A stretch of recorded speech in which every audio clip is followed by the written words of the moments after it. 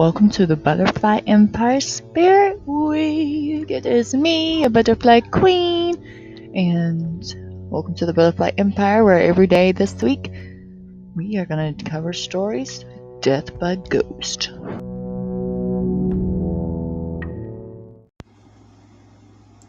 Provides a much-needed diversion from the grimness of everyday life in these early days of the Great Depression. A depression that was to hit the West Virginia coal fields as hard as anywhere. As the blow-by-blow account of the match is blared over the airwaves, it may have inadvertently served to divert the attention of local residents from a far more heinous event happening in their own backyard. At some point, after the sun had set behind the surrounding mountains, the life of 31-year-old Mamie Thurman was violently snuffed out.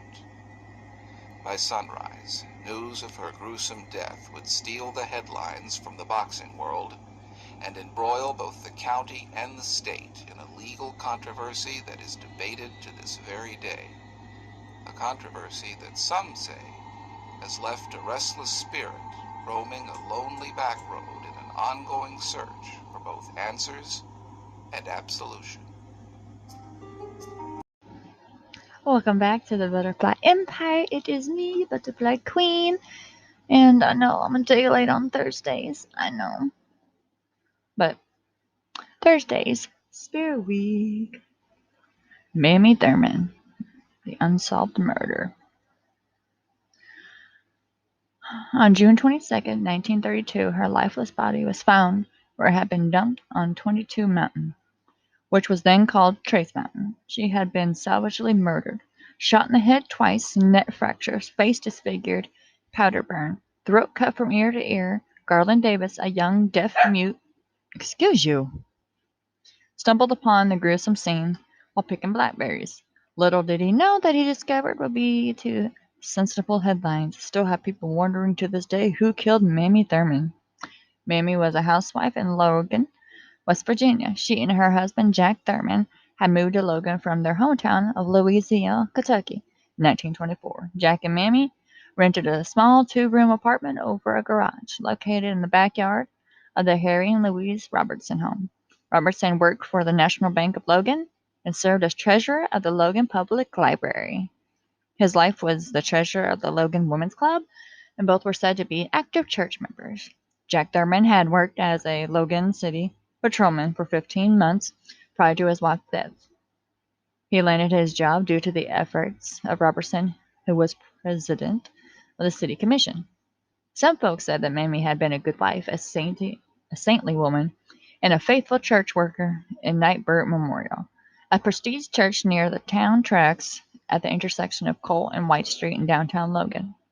Others surely smirked as they murmured across the picket fence that his sane lady was a married woman living fast and loose in a small town that could keep few secrets. Miss Thurman allegedly had an ongoing relationship with Harry Robertson and more than a dozen other powerful men in the county. At about 8:30 of the evening on June 22nd, Harry Robertson and his black handyman Clarence Stevenson were both arrested and taken to the Logan County Jail for questioning. Stevenson had never been married and lived in the attic of Robertson's home. He did many odd jobs for the Robertson family, but his main duty was to feed and care for Mr. Robertson's dogs. Robertson was a prominent sportsman. Robertson admitted to the police that he had been having an intimate relationship with a deceased woman. Okay, they worded that wrong. It's like some necrophiliac shit. Okay. And told that he arranged dates with Miss Thurman with help of the Stevenson. He would tell his wife he was going fox hunting and that would take their guns and drive off in the Robertson Ford. Stevenson would drive him to one of the rendezvous points Miss Thurman knew well. On July 26th, throngs of people started gathering around the Logan courthouse at 6 o'clock in the morning, many Logan County prominent citizens. Some who were associated with suspect Harry Robertson served on the grand jury. Robertson said Mamie gave him a list of 16 men whom she had inflicted affairs. He claimed the list was given to him about a year before the murder, when they both worked at the Gavin Valley Bank. She was attired in a blue dress with white polka dots. The heavy morning rain had washed away much of the blood. Officers noted that rain did not start falling in the area until after 1:30 a.m. As blue dye from Thurman's dress had bled through onto her skin, it was determined that the body had been at its present location prior to the onset of the rain. Nearby, officers found one of Mamie Thurman's shoes, a package of cigarettes, Thurman's pocketbook, which contained about $9, a worn case knife, at first conjectured to have been used to slice Thurman's throat, and a slip of paper containing what was reported to be a license plate number. Thurman's diamond wedding ring, as well as another ring of significant value, were still in place, leading investigators to surmise that robbery was not a likely motive. Other evidence at the scene included faint tire tracks, which indicated that a car had pulled off the road, stopped, and then pulled back onto the road and drove off in the other direction. Logan Chief of Police, Meade Smeltzer, who knew Mamie personally, was at the scene and made a positive identification.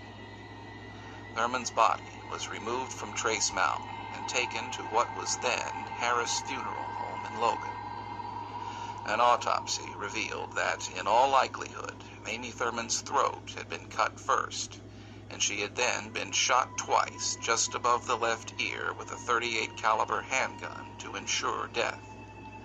Owing to the heavy rains, the time of death was estimated to have been anywhere from 5 to 15 hours prior to discovery, sometime between the hours of 8 p.m. on June 21st and 6 a.m. on June 22nd.